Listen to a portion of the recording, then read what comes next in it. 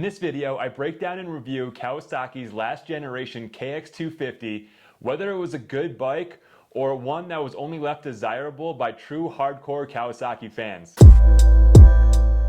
How's it going, everybody? Greg Hitchko here, and as you could have probably guessed it, I am super excited to talk about this topic today, and that is all green. We are talking Kawasaki's last generation KX250. If you guys haven't figured it out by now, I'm a huge Kawasaki fan, and for those of you who are just joining us, make sure you hit that subscribe button to the channel because here's my 2007 KX250 that I just rebuilt this prior spring. So I've got a bunch of videos on that you're really gonna need to catch up on. So when I was searching for a Kawasaki KX250 for my rebuild project, the perfectionist in me wanted to research every single model year to try to figure out the differences to determine what was the best year Kawasaki to buy, and today I'm gonna bring those details over to you. The 2003 model is Kawasaki's last generation attempt at improving their KX250. They had a completely new design, brand new frame, new suspension, but first off, we're gonna start with the motor. The 2003 motor didn't quite receive the overhaul like the rest of the bike did.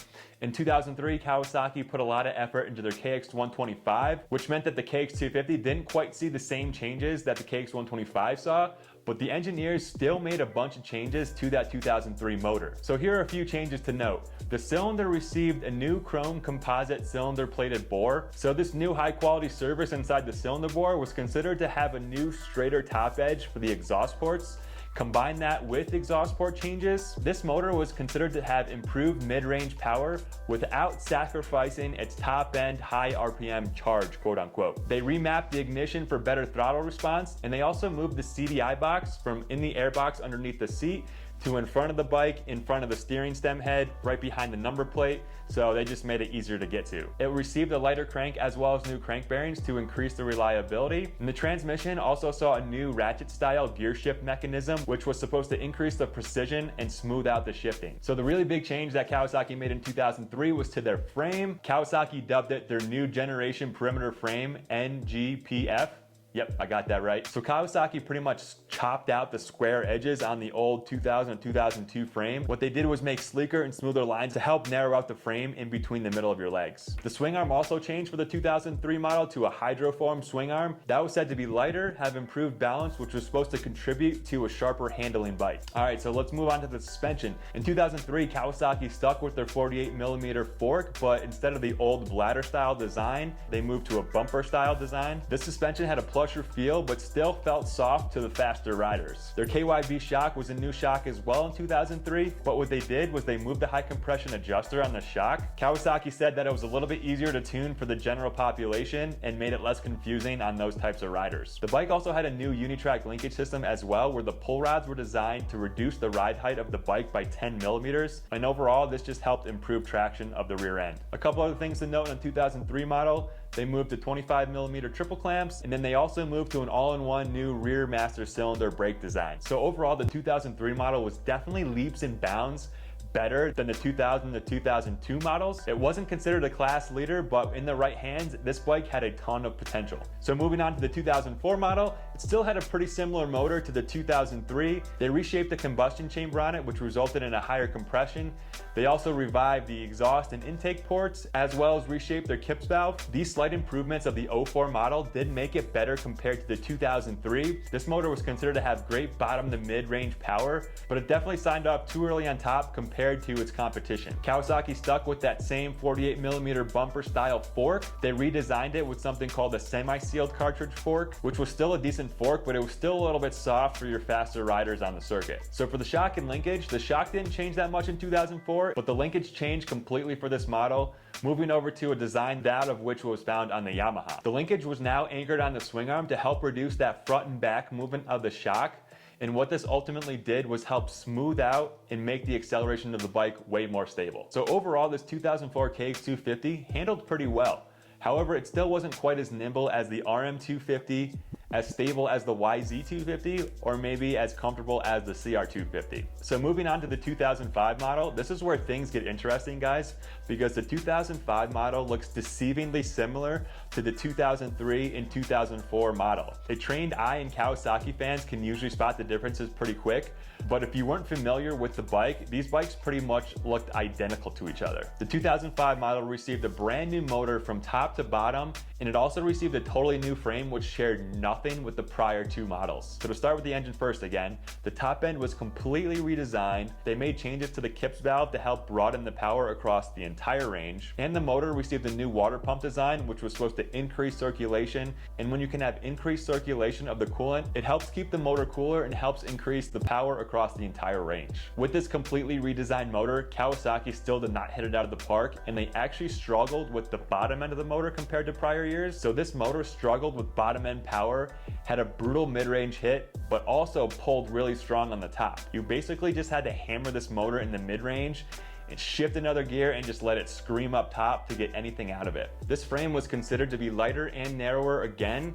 They actually steepened the head angle of the frame from 27 to 26 millimeters to help create a quicker steering bike. They heightened the foot pegs and lowered the swing arm bracket as well. Moving on to the suspension now, they still had their KYB 48 millimeter forks, but now they were a completely fully sealed cartridge fork, and it shared a lot of the same attributes as the YZ250. KYB considers this model the AOS fork, the air oil separate fork, and overall it was a decent fork. Still felt a little softer for the fast riders, but definitely an improvement over last year. The shock still lacked that high-speed compression adjustment, but did actually receive a stiffer spring rate this year. Even with all the new frame and suspension changes, the Kawasaki was still considered to have a very strange handling characteristic, where it would oversteer in the beginning of the turn, but then it would oversteer from the mid to the exit part of the turn, and it was considered a very difficult bike to get comfortable on. So now let's move on to the 2006 model. In 2006, this is where Kawasaki two-stroke owners started to fear for their life, because this was the first year that Kawasaki had came out with the KX450F, their four-stroke model, and in 2006, Kawasaki completely clipped the KX125. So see you later to the KX125.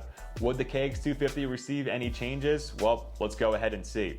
For the motor, it was pretty much a clone of the 2005 model. Because of that new four-stroke production, Kawasaki really didn't put a lot of time and effort and money into their KX250, knowing that it was going extinct anytime now. So since it shared the same motor as the 2005 model, it had the same characteristics. It had virtually no bottom end existence, a very brutal mid-range hit, but it still pulled pretty hard on the top end range. So to kind of put that in perspective, this motor was super hard to be smooth on. Corners that were off camber or they were flat and hard where you needed to have a really smooth throttle control, the KX really struggled in these type of conditions because it was difficult to be smooth on the power. So moving away from the motor now, the KX250 did receive new Renthal bars in 2006, which was pretty cool. The rear shock finally received that high-speed compression adjuster so people could really dial in their rear suspension for those bigger type faster hits. And the 48 millimeter KYB AOS fork received its last modification, receiving a new one-piece sleeve to improve the action of the fork at full compression. The 2006 model struggled in the handling department, as did the 2005, combining all the factors like the weird frame geometry, the 25 millimeter clamps,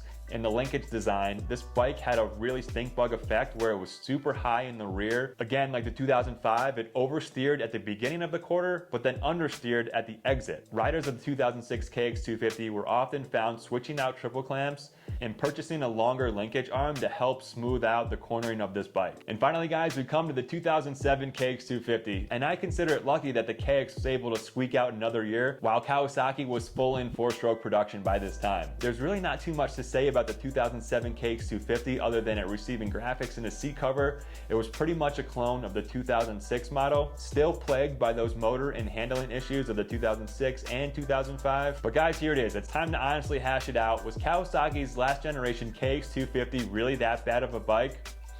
I mean, I don't know. I think it really depends on who you talk to. I absolutely love my 2007. I think it really depends on the type of rider you are, what type of riding that you actually do, and how well you actually gel with the frame geometry, the ergonomics of the bike, what type of conditions that you ride in. These are all factors whether or not you think that the Kawasaki KX250 is a good bike or not. You can make slight changes like going to a 22 millimeter offset triple clamp, or purchasing a pro circuit linkage arm like I did for my bike. But overall, if you're in the market, I would definitely suggest going for 2005 to 2007. I might be a little bit biased, but you throw a different pipe on there to increase the bottom end power.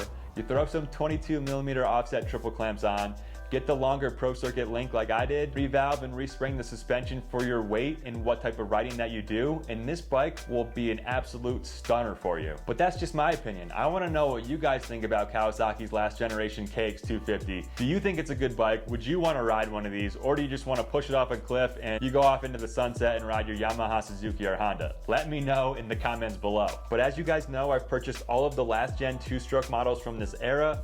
I've got the Kawasaki already. If you haven't seen the Honda, Yamaha, and Suzuki, go watch those on my channel right now. Make sure you guys subscribe. Unlike all the other bikes where I'm reviewing the purchases that I just made, you guys already know and come to love my Kawasaki KX250. So here it is for you guys. I'm pretty much gonna do a complete overhaul of this bike too. I'm not gonna dive into the bottom end.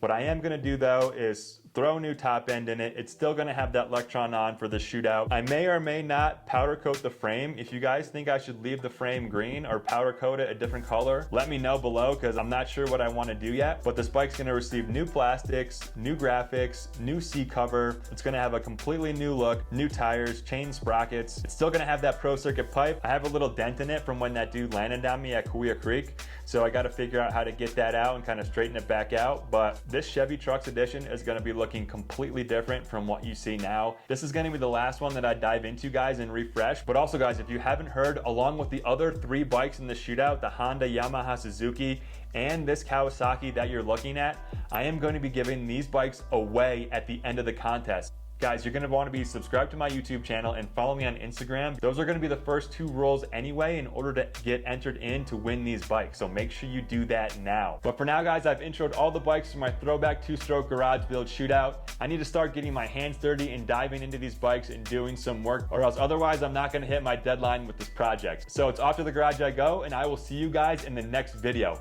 Peace.